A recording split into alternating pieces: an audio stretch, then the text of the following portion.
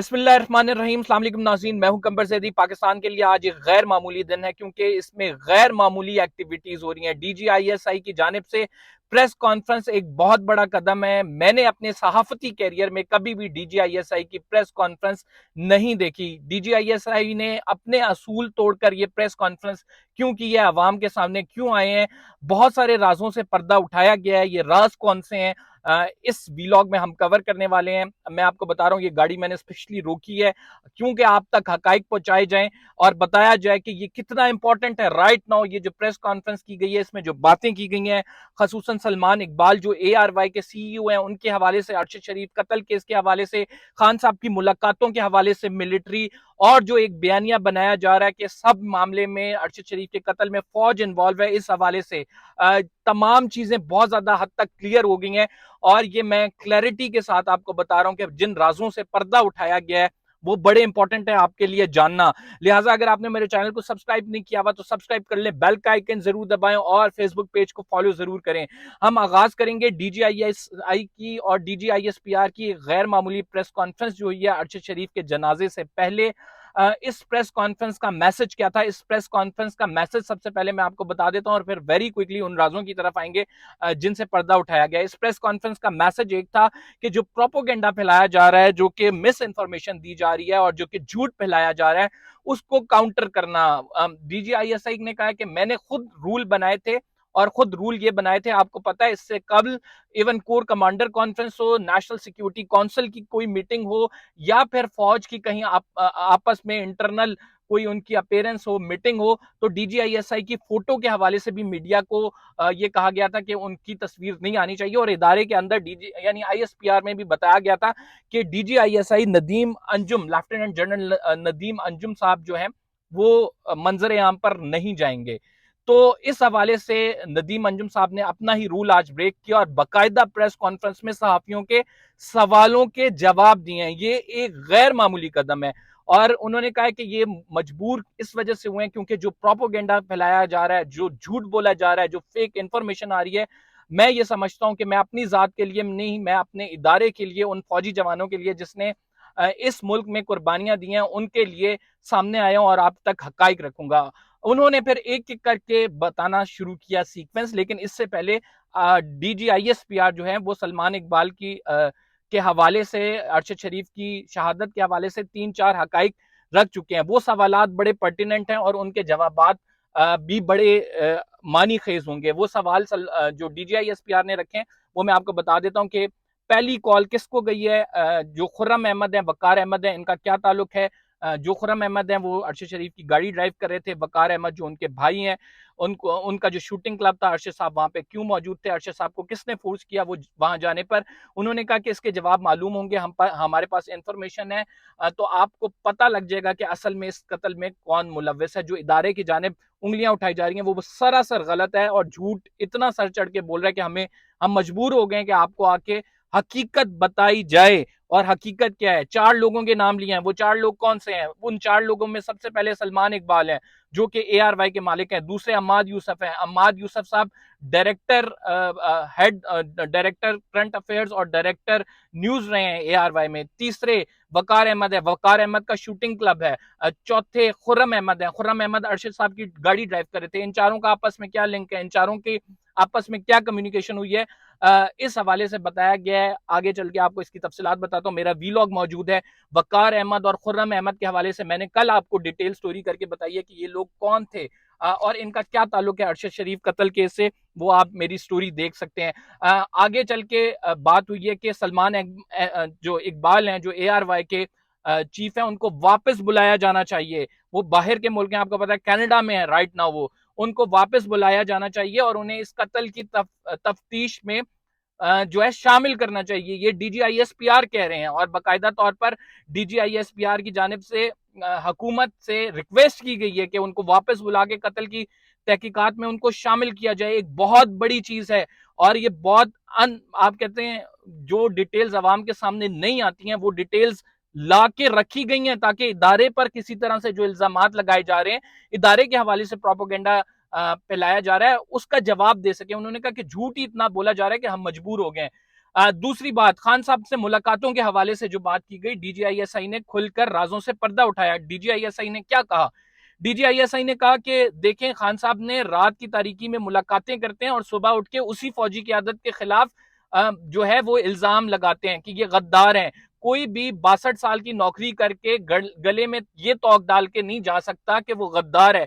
बहुत हद तक बात समझ आती है, मेकिंग सेंस के खान साहब अगर रात को मुलाकात कर रहे हैं तो सुबह उठ के क्या खान साहब को जो है फौजी क़यादत के हवाले से जो रात मीटिंग हुई है वो आवाम को बतानी चाहिए, या फिर एक नए नैरेटिव के साथ आना चाहिए जो वो चल रहे हैं? पर्टिनेंट क्वेश्चन है, हम खान साहब से भी पूछेंगे इस हवाले से।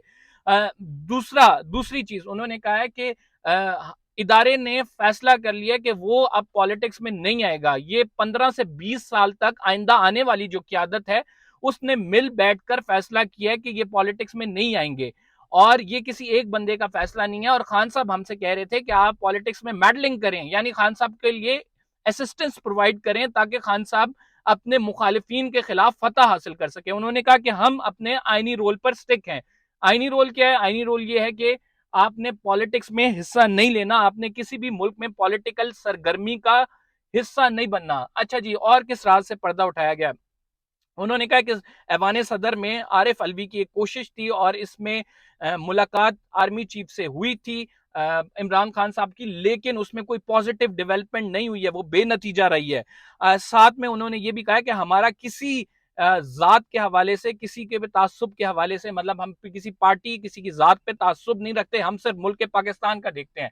अच्छा, ये तमाम बातें आईएसआई की जानिब से की गई हैं। एक सवाल जो किया गया, डीजीआईएसआई से पूछा गया कि सहाफियों के फोन कॉल्स आ रही हैं, उन्होंने कहा मेरा ख्याल से ये झूठ है। मैं इस हवाले से अपनी ओपिनियन रखता हूं कि डीजीआईएसआई की ये बात मैं शायद मानने को तैयार नहीं हूं, मेरी अपनी ओपिनियन है। बिकॉज सहाफियों को कॉलें जो आती हैं वो आईएसआई इदारों की जानिब से आती हैं, चाहे उसमें आईएसआई आईबी जो भी इन्वॉल्व हो, जो नंगा करके मारा जाता है, कस्टोडियल टॉर्चर किया जाता है। इसमें सारे इल्जामात तमाम सहाफियों की ये राय है कि ये मुत्तफिका तौर पर इदारे कराते हैं, ये कोई और नहीं करा सकता। तो इस हवाले से जो नदीम अंजुम साहब ने कहा है, इस बात से मैं इत्तफाक नहीं करता हूँ। शायद मेरी अपनी नाकिस राय हो, मैं गलत समझ रहा हूँ, हो सकता है पॉसिबल, लेकिन मेरी राय ये है कि आईएसआई में जो है इन्वॉल्वमेंट है इसकी में आईएसआई की। दूसरी चीज जो है वो बात कर लेते हैं कि क्या जो है इससे पहले जो कमीशन बने हैं, सलीम साफी साहब ने पूछा, इससे पहले जो कमीशन बने हैं उनका रिजल्ट नहीं आया, तो उन्होंने कहा कि इसमें हम चाहते हैं कि ये तहकीकात जो है इंटरनेशनल ऑर्गेनाइजेशन करे। इंटरनेशनल ऑर्गेनाइजेशन से ये होगा कि एक शफाफ और साफ शफाफ तहकीकात होंगी, और इसके साथ उन्होंने ये भी कहा है कि सहाफ़ी बरादरी अगर इन तहकीकात का हिस्सा बनना चाहती है तो मोस्ट वेलकम जरूर बने। तो मेरा ख्याल से इससे बहुत हद तक क्लियर हो जाता है कि अगर अरशद शरीफ केस की, कत्ल केस की बात की जाए, फौज आके, डीजीआईएसआई आके खुद कह रहे हैं कि इंटरनेशनल ऑर्गेनाइजेशन से इसकी तहकीकात कराई जाए, इसमें हमने अपने बंदे विड्रॉ कर लिए ताकि आप तक सच आ सके। तो मेकिंग सेंस कि इसमें इदारे इन्वॉल्व नहीं हो सकते, बड़ी खुलकर और बड़ी वाजे बात है। हम तो हकाइक की तरफ जाएंगे, मैंने पहले आपको कहा था कंक्लूजन पे जंप नहीं करेंगे, लेकिन जहां पे सारों का माइंड जा रहा था उसको क्लैरिटी दी है एक डीजीआईएसपीआर और डीजीआईएसआई की कॉन्फ्रेंस में। और मैं ये समझता हूँ बड़ी जबरदस्त और बड़ी जरूरी क्लैरिटी है कि जरूरी नहीं है कि हम समझ रहे हो आईएसआई और बाजवा साहब इन्वॉल्व हैं। बाजवा साहब ने अगर इन्वॉल्व है तो इंटरनेशनल ऑर्गेनाइजेशन से वो तहकीकात कराने का क्यों कह रहे हैं? ये एक बड़ा पर्टिनेंट क्वेश्चन है जो पूछा जाना चाहिए कि अगर भाई वो इन्वॉल्व है तो इंटरनेशनल ऑर्गेनाइजेशन आके बता दें कि ये फौज ने किया, आईएसआई ने किया है। तो मेरा ख्याल है ये बहुत वाजे और मुस्बत कदम है। लॉन्ग मार्च के हवाले से क्या बात की है? लॉन्ग मार्च के हवाले से बात की है कि लॉन्ग मार्च करें, जरूर करें, लेकिन अगर फौज को बुलाया गया आर्टिकल 245 के तहत तो फौज आएगी, ये विफाकी हुकूमत का हक है और सुप्रीम कोर्ट कह रहा है कि आप इकदाम उठाएं। इसका मतलब है बड़ा क्लियर मैसेज दे दिया गया खान साहब को। खान साहब के हवाले से मैं जरा सम अप कर दूं इस प्रेस कॉन्फ्रेंस को। खान साहब के हवाले से जो डीजीआई आईएसआई हैं और डीजीआईएसपीआर हैं, उनका मौक़िफ़ बड़ा वाज़ेह था और बड़ा क्लियर था। उन्होंने कहा था कि खान साहब जो हैं वो अपने बयानिए के लिए, अपनी ख्वाहिशात की तकमील के लिए यूज़ करते हैं।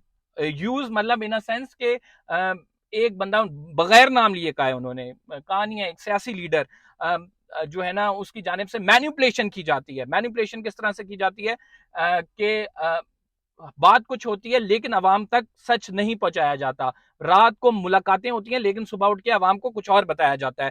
तो ये तमाम बातें की गई हैं। इन तमाम बातों के जवाबात खान साहब से भी लेने चाहिए कि खान साहब आप बताएं इस तमाम मामले में बड़ा इंटरेस्टिंग सवाल एक उठा कि खान साहब को भी तो आप ही लाए हैं ना, तो उन्होंने कहा कि इस पे कभी सहर हासिल गुफ्तगू की करेंगे।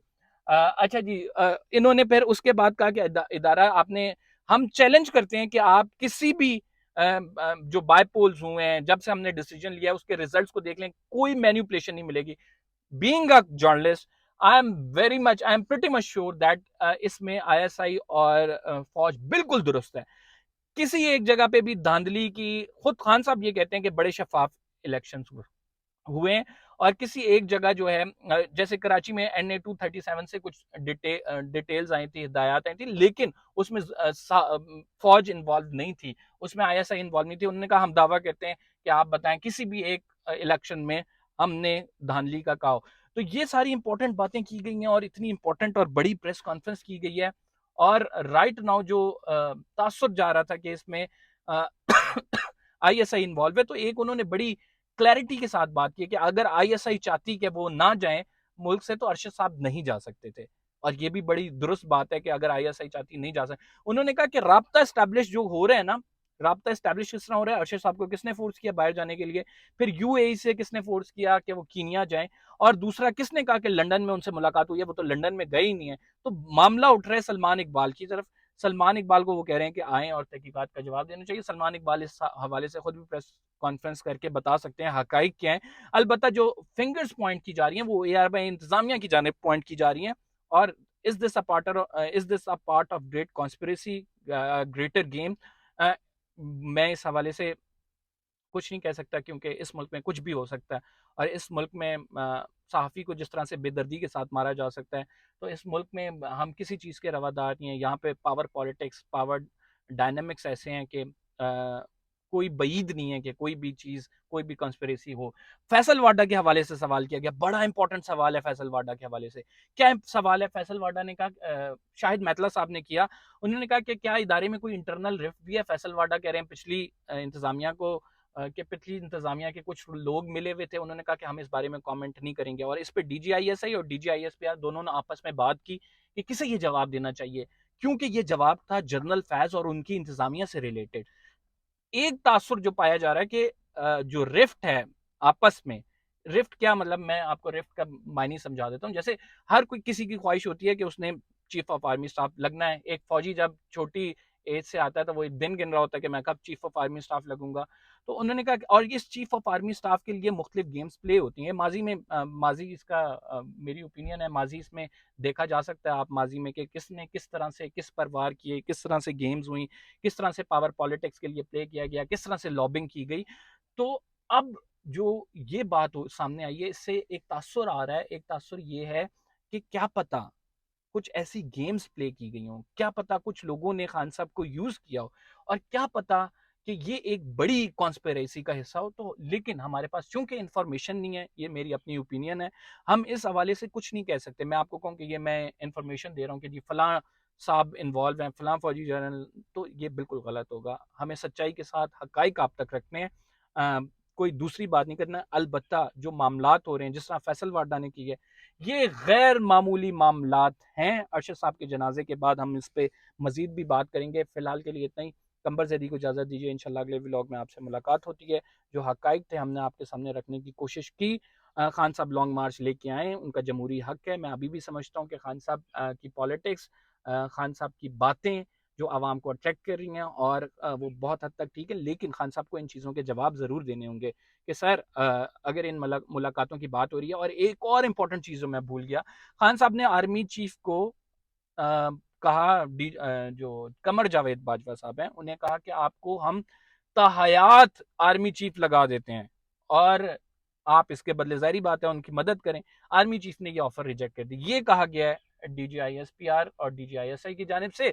तो इस मामले पर खान साहब से ज़रूर पूछा जाना चाहिए, सर आप बात तो हमारे सामने कुछ और करते हैं, मामला क्या है असल, वो हमें बताएं।